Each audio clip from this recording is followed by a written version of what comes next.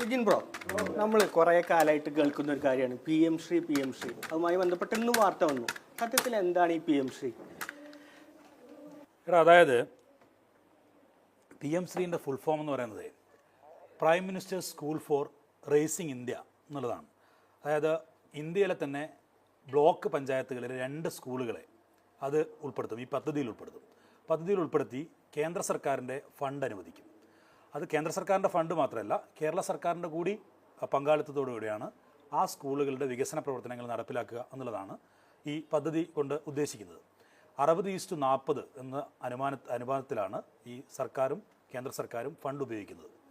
ഇത് 1 കോടിയോളം രൂപ ഒരു സ്കൂളിന് ഒരു വർഷം ലഭിക്കും. അങ്ങനെ 5 വർഷത്തേക്കാണ് പദ്ധതി. ആ സ്കൂളുകളുടെ വികസന പ്രവർത്തനങ്ങൾ നടപ്പിലാക്കുക എന്നുള്ളതാണ് ഈ പദ്ധതി കൊണ്ട് ഉദ്ദേശിക്കുന്നത്. ഇതിൽ സംസ്ഥാന സർക്കാർ ഉൾപ്പെടുന്നില്ല എന്ന് അറിയിക്കാനുള്ള കാരണമെന്ന് പറയുന്നത്, അതായത് ദേശീയ വിദ്യാഭ്യാസ നയം, ആ വിദ്യാഭ്യാസ നയത്തിൽ ഉൾപ്പെടണം. ഈ പി എം ശ്രീയിൽ ഉൾപ്പെടുക എന്നാൽ ആ വിദ്യാഭ്യാസ നയം കൂടി നടപ്പിലാക്കാൻ സംസ്ഥാന സർക്കാർ അനുവാദം നൽകുകയാണ്. അതിൻ്റെ ഭാഗമായി കേരളത്തിലും അത് നടപ്പിലാക്കേണ്ടി വരും.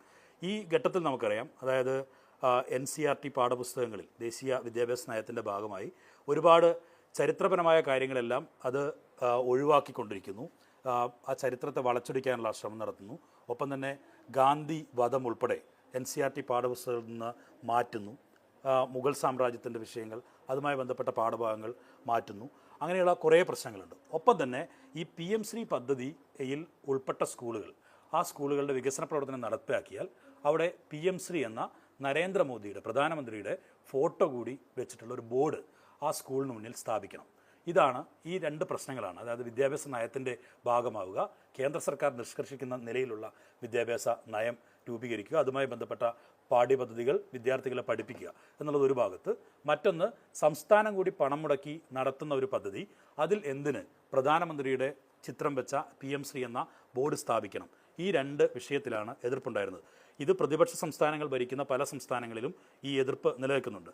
ഏറ്റവും അവസാനം ഈ തമിഴ്നാടാണ് ഈ വിഷയത്തിൽ സുപ്രീം കോടതിയെ സമീപിച്ചു. സംസ്ഥാന സർക്കാർ ഇത് നടപ്പിലാക്കണോ വേണ്ടയോ എന്ന ആലോചന കുറേ കാലമായി നടത്തി വന്നതാണ്. പക്ഷേ ഒരു പ്രശ്നം, ഇതിൽ എതിർപ്പ് ഇഷ്ടം പോലെ ഉണ്ടായിരുന്നു. പ്രത്യേകിച്ച് നമ്മുടെ വിദ്യാഭ്യാസ നയത്തിൽ നിന്ന് മാറണം, വർഗീയപരമായ കണ്ടന്റുകൾ ഈ പാഠ്യപദ്ധതിയിൽ ഉൾപ്പെടുത്തേണ്ട സാഹചര്യം ഉണ്ടാകും. അതൊക്കെ ഒഴിവാക്കാൻ വേണ്ടിയാണ് ഇതിൽ ഉൾപ്പെടുന്നില്ല എന്ന തീരുമാനത്തിലേക്ക് സർക്കാർ പോയത്.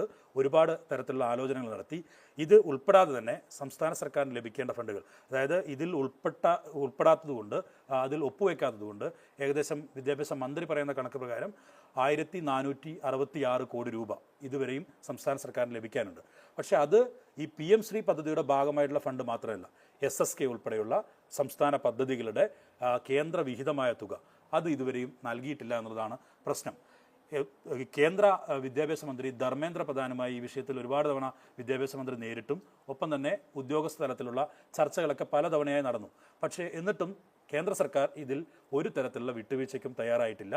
ഈ പദ്ധതിയിൽ ഒപ്പുവെച്ചേ പറ്റൂ എന്നുള്ള നിലപാട് അവർ സ്വീകരിച്ചു. അങ്ങനെ സ്വീകരിച്ചപ്പോഴാണ് ഇതിലൊരു പി എം ശ്രീ പദ്ധതിയിൽ ഉൾപ്പെടുന്നതിൽ തെറ്റില്ല, വെറുതെ ഫണ്ട് ലാപ്സായി പോകുന്ന സാഹചര്യമുണ്ടാകും, ലഭിക്കാത്ത സാഹചര്യമുണ്ടാകും. ഏകദേശം SSKയിലെ 7000 മുതൽ 8000 വരെയുള്ള അധ്യാപകരും ജീവനക്കാരും അവർക്ക് ശമ്പളം മുടങ്ങുന്ന സാഹചര്യം. 2 വർഷമായി കേന്ദ്രം ഈ വിഹിതം നൽകാതിരിക്കുന്നത്. ഏകദേശം ഈ പറയുന്ന നേരിട്ട് 1200 കോടി രൂപ, അല്ലാതെ എല്ലാം ചേർത്ത് 1466 കോടി രൂപയോളം ലഭിക്കാനുണ്ട്.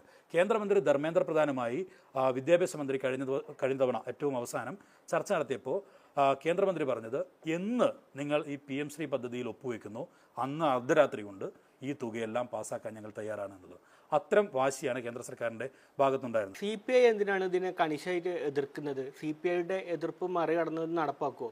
അതിൻ്റെ കൂടുതൽ വിശദാംശങ്ങൾ നമുക്കറിയണമെങ്കിൽ സേഫിക്കയോട് തന്നെ ചോദിക്കാം. സേഫിക്ക, എന്താണ് സത്യത്തിൽ CPI വളരെ വലിയ എതിർപ്പാണ് ഇന്നും രേഖപ്പെടുത്തിയിരിക്കുന്നത്. അപ്പോൾ എന്തൊക്കെയാണ് ഇവരുടെ എതിർപ്പിന് കാരണം? എന്താണ് ഇവർ പറയുന്നത്? അതിന് കാരണമായിട്ട് അവർ പറയുന്നത്, ഇപ്പോൾ ഇന്ന് രാവിലെ ഞാൻ ബിനോയ് വിശ്വമായിട്ട് സംസാരിക്കുമ്പോൾ അദ്ദേഹം സൂചിപ്പിക്കുന്ന ഏറ്റവും പ്രധാനപ്പെട്ട കാര്യം, ഇത് ദേശീയ വിദ്യാഭ്യാസ നയം, ഇപ്പോൾ വിജയൻ സൂചിപ്പിച്ച പോലെ തന്നെ ദേശീയ വിദ്യാഭ്യാസ നയം അത് സംഘപരിവാരവൽക്കരണവുമായി ബന്ധപ്പെട്ട ഒരു പ്രധാനപ്പെട്ട വിഷയമാണ്. പുസ്തകങ്ങളിൽ എന്തൊക്കെ കാര്യങ്ങൾ ഉൾപ്പെടുത്തണം, എന്തൊക്കെ കാര്യങ്ങൾ ഉൾപ്പെടുത്തേണ്ടതില്ല തുടങ്ങിയ കാര്യങ്ങൾ അവർ അടിച്ചേൽപ്പിക്കുകയാണ്. വിവിധ സംസ്ഥാനങ്ങൾ നടപ്പാക്കി വരുന്നുണ്ട്. ഇപ്പോൾ BJP ഭരിക്കുന്ന സംസ്ഥാനങ്ങളിലടക്കം നടപ്പാക്കി വരുന്നുണ്ട്. അങ്ങനെ ദേശീയ വിദ്യാഭ്യാസ നയത്തിൻ്റെ ഭാഗമായിട്ടാണ് PM ശ്രീ കൂടി വരിക. അതിന് സ്വാഭാവികമായിട്ടും അതിൻ്റെ ഭാഗമായി നമ്മൾ മാറുകയാണെന്നുണ്ടെങ്കിൽ നമ്മുടെ സംസ്ഥാനത്തും സംഘപരിവാരവൽക്കരണം നടക്കും. അതിന് നമ്മൾ നിന്നു കൊടുക്കേണ്ടതില്ല എന്നുള്ള CPIയുടെ നയത്തിൻ്റെ ഭാഗമായിട്ടാണ് ആ വിഷയം ഉയർന്നു വരുന്നത്. പക്ഷേ ഇവിടെ ഇപ്പോൾ ഉണ്ടായിരിക്കുന്നത്, ഇപ്പോൾ വിജയൻ സൂചിപ്പിച്ച പോലെ തന്നെ ഇതിൻ്റെ ഭാഗമാകാൻ വേണ്ടിയുള്ള തീരുമാനമെടുക്കുന്നു. അത് ശിവൻകുട്ടി എടുക്കുന്ന തീരുമാനമല്ല, അത് മുഖ്യമന്ത്രി പിണറായി വിജയൻ എടുക്കുന്ന തീരുമാനമാണ്. കാരണം 1500 കോടിയോളം രൂപ, 1430 എത്ര 66 കോടി രൂപ കേരളത്തിലെ വിദ്യാഭ്യാസ സ്ഥാപനങ്ങൾക്ക് വേണ്ടി കിട്ടുമ്പോൾ ഒരു തെരഞ്ഞെടുപ്പ് മുന്നിൽ നിൽക്കുന്ന സമയത്ത് ആ പണം കിട്ടിക്കഴിഞ്ഞാൽ വിദ്യാഭ്യാസ മേഖലയുമായി ബന്ധപ്പെട്ട്, കാരണം ആദ്യ പിണറായി സർക്കാരിൻ്റെ ഏറ്റവും പ്രധാനപ്പെട്ട സാധനങ്ങളിൽ ഒന്ന് 4 അജണ്ടകളാണ് ഉണ്ടായിരുന്നത്. ഇപ്പോൾ വിദ്യാഭ്യാസം, ലൈഫ്, അങ്ങനെയുള്ള പലതരത്തിലുള്ള അജണ്ടകളാണ് ആദ്യത്തെ സർക്കാരിൻ്റെ ഭാഗത്തുണ്ടായിട്ടുള്ളത്.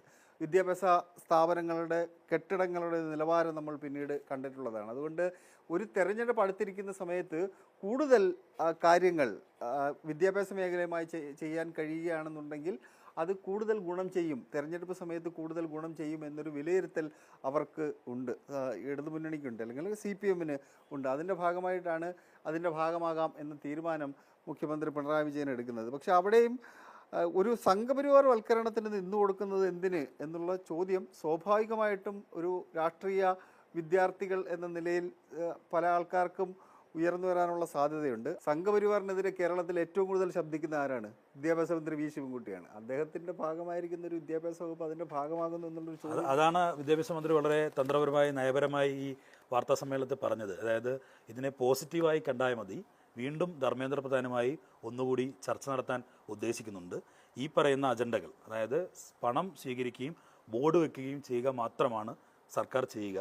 മറ്റ് ആവശ്യങ്ങൾ, അതായത് ഈ NCERT പാഠപുസ്തകങ്ങളിലെ ഈ പാഠപുസ്തകങ്ങൾ പഠിപ്പിക്കണം എന്ന് പറയുമ്പോൾ തന്നെ ബദൽ പാഠപുസ്തകങ്ങൾ സംസ്ഥാന സർക്കാർ ഇറക്കിയിരുന്നു SCERTയുടെ ഭാഗമായി. NCERT ചരിത്രത്തെ വളച്ചൊടിച്ച പാഠപുസ്തകങ്ങൾ ഉൾപ്പെടുത്തിയപ്പോൾ തന്നെ പ്രധാനമായും ഗാന്ധിവധം ഒഴിവാക്കുന്ന തരത്തിലുള്ള നടപടികൾ NCERTയുടെ ഭാഗത്തുണ്ടായി.